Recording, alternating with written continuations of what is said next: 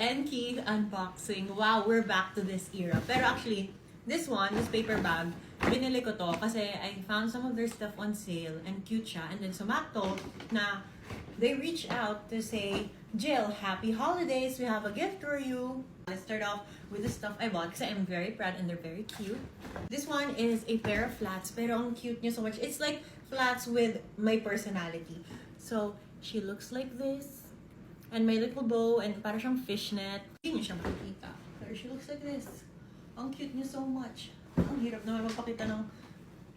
There.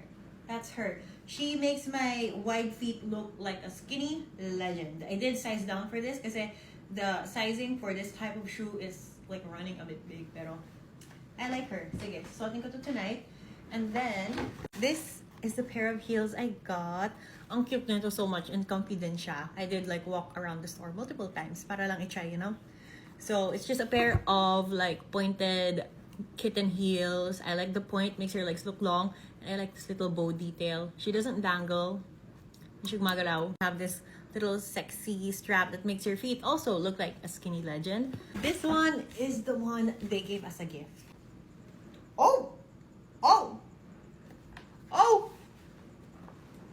Wow! Ano to?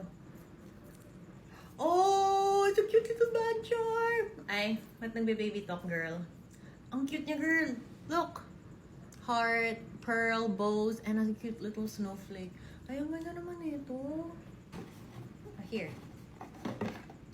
Oh!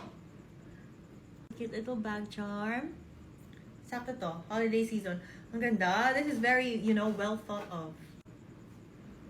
Oh! It's a little croissant! Ang cute! Ay! Oh my gosh, girl, tinidor.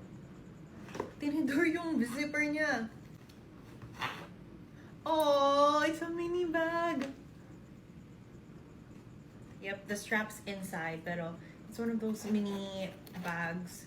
Ang cute naman ito so much. And my Christmas tree! Ang bongga!